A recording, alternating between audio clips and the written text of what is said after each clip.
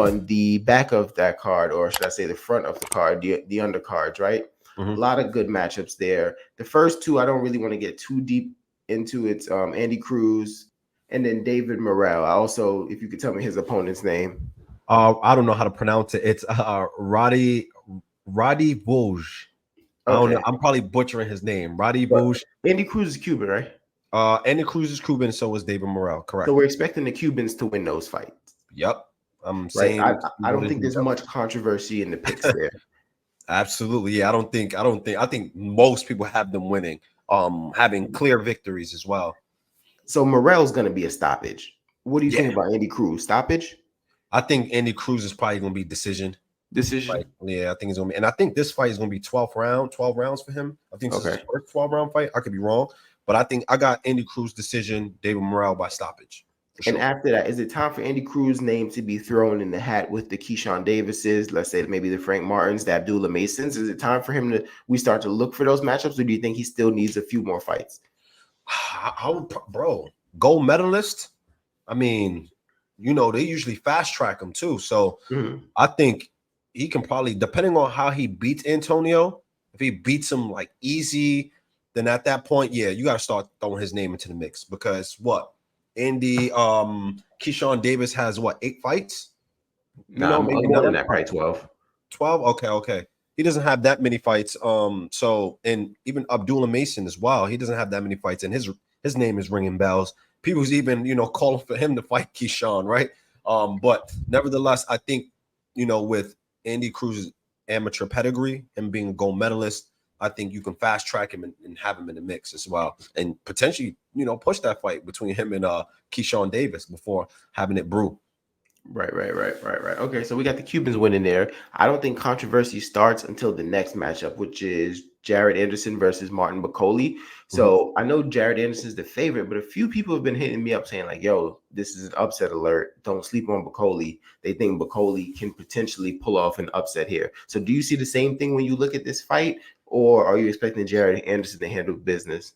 I'm expecting Jared Anderson to handle business, but if there's going to be an upset on this card, I can definitely see it being with that fight specifically, And when I say upset, I'm talking about when you have a clear favorite kind of coming into the fight in name only, and then the fight happens and we get, different results. I can see that happening.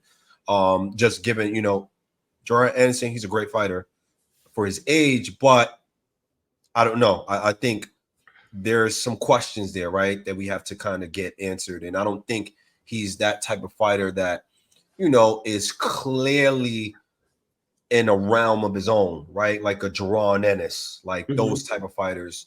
So we have to wait and see, but I expect Jared Anderson to handle business. I'm gonna leave with Jared Anderson as well by decision, though. I don't think it's a stoppage. I think he wins the decision. Okay. Yeah, I don't have an opinion on how he wins. I mean, it's tough, especially in that heavy weight class. I'm probably leading him by KO. Honestly. Okay. Start getting a little heavier. Usually it just doesn't, it's hard for them to get to the decision, Yeah. No, I feel that. But now Jared Anderson, if he wins this fight, now a good matchup that I think for him, I know we wanted to see the Big Bang fight. I think Big Bang said he's not really interested in him. You know what I mean? And I get it. Big Bang's probably not old. He's definitely older. And he's probably just trying to, the 2, maybe 3 fights left, he's just trying to get big fights, right? He's trying to fight Anthony Joshua and guys like that. Yeah. So he's trying to get the payday, you know what I mean? And I understand that, even though I think that would be an interesting fight, and I would probably lean towards Big Bang right now. But just because of the veteran experience. But Jared Anderson obviously has a higher ceiling. But if he wins, a guy that I would like to see him lock it up with is another guy that's on this card, and that's Andy Ruiz. But we have Andy Ruiz versus Big Baby Miller, right? So we have both the big babies on this card, huh? So Jarrell Miller lost to Daniel Dubois. Yeah. Lost to Daniel Dubois. How do you see him faring against Andy Ruiz? He looks in shape this time around. I'll tell you that. He's in this shape, and he has a good trainer with him, which is funny because I know him. I know his trainer, but he's in shape. Who's training him? My man Jose. He's training him out of New York. He's a great coach out of New York. Has a couple fighters under his camp or his stable that are great fighters.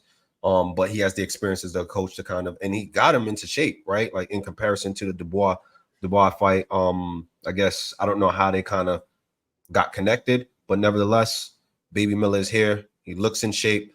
I don't know, man. Ruiz, man, he be coming in with vicious intent. I'm gonna tell you this, right? Like he comes in with vicious intent, and I think, and the way Ruiz fights, he fights like as if he's in a smaller weight class, but as a heavyweight. Like he's so quick, his hooks be quick. He throws punches, volume punches for a heavyweight. You know, he does open himself up for straight punches, but I think it's going to be a tough fight. But I am definitely leaning towards Andy Ruiz for sure. Yeah, I actually don't have this fight going the distance. I have Andy Ruiz by stoppage. Like you said, he fights very, very aggressive. He's very quick with the hooks, but the power is there. And I do think Jarrell Miller looks the part, but I can see him gassing out, and I can see Ruiz continuing to come forward. Ruiz really shocked me versus King Kong Ortiz. I thought Ortiz was going to win that fight. Actually, I expected it to be a great fight, but I thought Ortiz was going to win. And I think, if I'm not mistaken, Ortiz knocked him down early, and I'm like, okay, he's starting to play out the way I thought it was. And then Ruiz knocked him back down 3 times, and kind of cruised to a victory there. I could see Ruiz winning this fight, and like I said, afterwards, then I would like to see him and the other big baby mix it up. Yeah, I that would know. be interesting. I know Anthony Joshua is still living in Ruiz's head, though. So I'm pretty sure if he wins, he's going to call out Anthony Joshua again. Yeah, I mean that was one of his. That's probably his biggest win in his whole career. And actually, it's not probably. It is. He messed up Anthony Joshua's stardom. So yeah, I can see that, 100%. but I just don't. I don't think he's gonna make it back on Joshua's trajectory. Joshua's doing his thing right now, though, so I wouldn't be mad at that fight. But then we go to the best undercard in the business, my man Isaac Pitbull Cruz versus Jose Valenzuela. So, this is a good fight right here. This could steal the show right here, because Valenzuela has pop, Pitbull has pop. They're both coming in there with bad intentions to hurt you, right? We see what happened with Valenzuela. Felt like he was robbed and slighted in a fight, and what he came back and he did, right, to Chris Colbert. Obviously, we have the Edwin De Los Santos fight in there as well, but man, he was hurting Edwin too. Like, those guys were going at it. You know what I mean? Yeah, he So hurt Valenzuela's no slouch. But how do you see that fight going with him and Pitbull? This is gonna be fireworks. I don't think it goes the distance. And I'm gonna go with Cruz. I think Cruz stops Rayo. I'm gonna be honest with you. I just think Pitbull is just a Mack truck, bro. Yo, he is an animal. Like, you see Ruiz, how Ruiz is? Pitbull is that, but more, and at the lower weight classes, right? In terms of defense, punch combinations, but he's throwing the kitchen sink at you. He's throwing everything at you. He just got a fortified defense, and I ain't gonna lie. I'm a Pitbull Cruz fan. I think he stops Rayo. I also have him stopping Rayo. I think the pressure is too much. He's going to be in your chest every second of the fight. You're going to be like, yo, get this guy off me. He's going to be in your chest.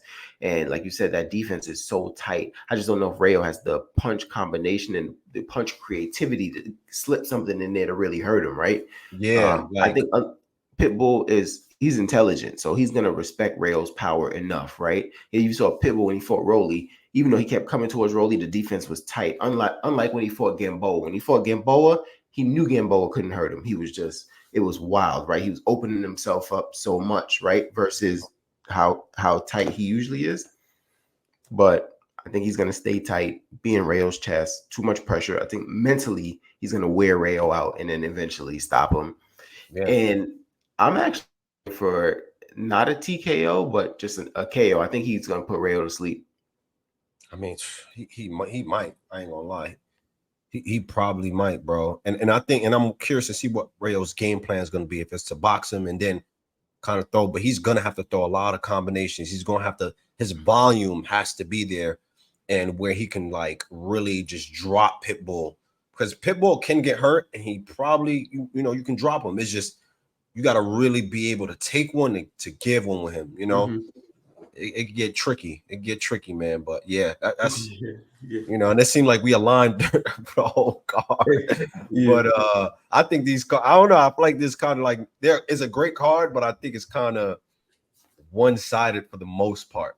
Yeah, For yeah, me, yeah. Losing that Timzu and Virgil Ortiz from this oh, card, really, that was it right there. that was it. And to be honest, and that going into it too, I might have leaned towards Virgil, bro.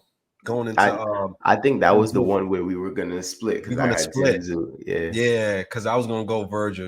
I'm big on Virgil. But yeah. man, man, they That took was that away from us, man. yo.